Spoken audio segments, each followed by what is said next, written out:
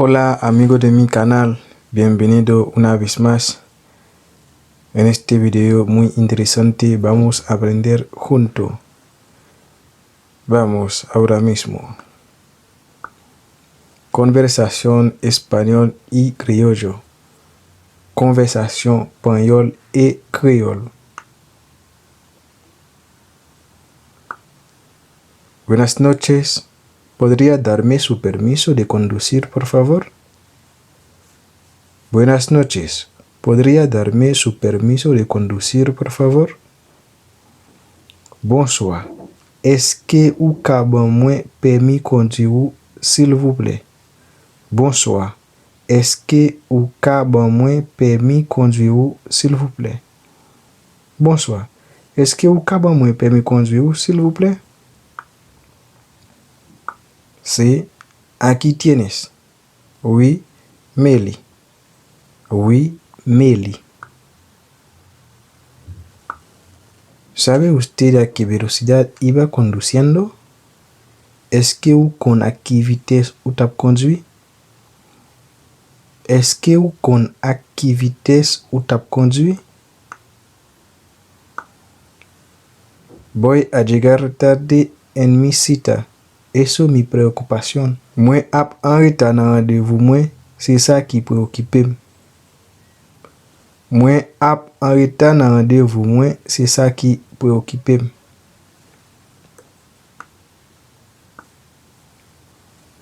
Iba conduciendo a más de 100 km por hora, casi el doble del límite de velocidad permitido. Ou tap conduit à plus que 100 km par heure, presque 2 fois vitesse autorisée.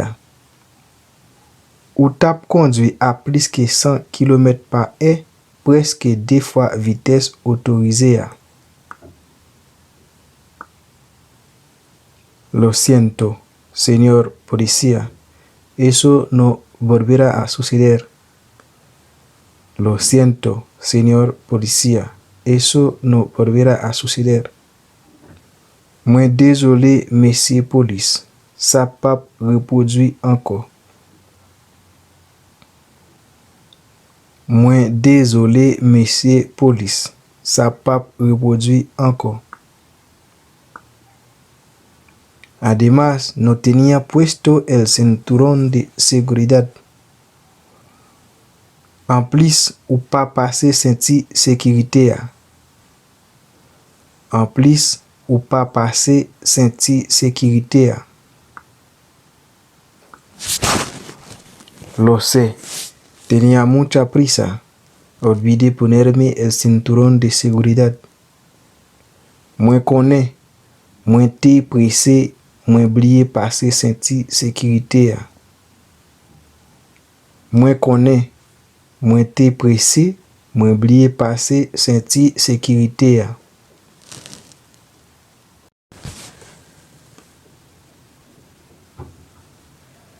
También noté que estaba hablando por teléfono mientras conducía. Mwen remarqué ou tap parlé dans téléphone pendant wap conduire. Mwen remarqué ou tap parlé dans téléphone pendant wap conduire.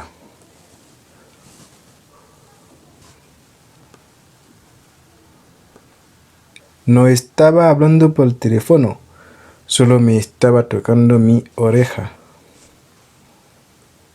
No estaba hablando por teléfono, solo me estaba tocando mi oreja. Mwen pa tap parler dans téléphone, seulement mwen tap touché l'oreille mwen. Mwen pa tap parler dans téléphone, seulement mwen tap touché l'oreille mwen. Eso no es cierto.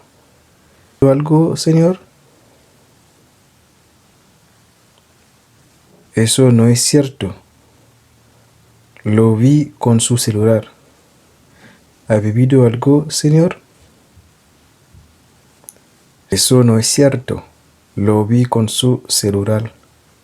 ¿Ha bebido algo, señor? C'est pas vrai. Mwen te wè ou ak selile. Monsieur, eske ou bwe yon bagay? Se pa vwe. Mwen te wè ou ak selile. Monsieur, eske ou bwe yon bagay? Solo una copa de vino. Y eso fue hace 4 horas, no estoy ebria. Seulement yon verre divin. Et ça fait 4 heures de temps, moins pas sous. Seulement yon verre divin. Et ça fait 4 heures de temps, moins pas sous. ¿Podría soplar en este tubo, por favor? ¿Podría soplar en este tubo, por favor? Est-ce que ou ka souffler dans tube ça, s'il vous plaît? Est-ce que ou ka souffler dans tube ça, s'il vous plaît? Disculpe, con todo respeto, señor policía, esto es ridículo. Solo me tome un trago. Pardon, avec tout respect, monsieur police. Ça c'est ridicule. Pardon, avec tout respect, monsieur policier. Ça c'est ridicule. C'est un verre seulement moins te bois.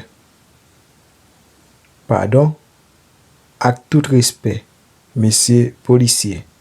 Ça c'est ridicule. C'est un verre seulement moins te bois. De todas maneras, tengo que ponerle una multa por exceso de velocidad. De toute façon, moi dois ba ou yon amende pour excès de vitesse. De toute façon, moi dois ba ou yon amende pour excès de vitesse. Ok, está bien. Ok, d'accord. Ok, d'accord. Tenga cuidado la próxima vez. Podría haber atropellado a alguien. Por suerte no causa ningún accidente. Prochaine fois, fais un pile prudent. Ou t'es capable de tirer un monde. Pas chance ou pas fait accident. Prochaine fois, fais un pile prudent. Ou t'es capable de tirer un monde. Pas chance ou pas fait accident.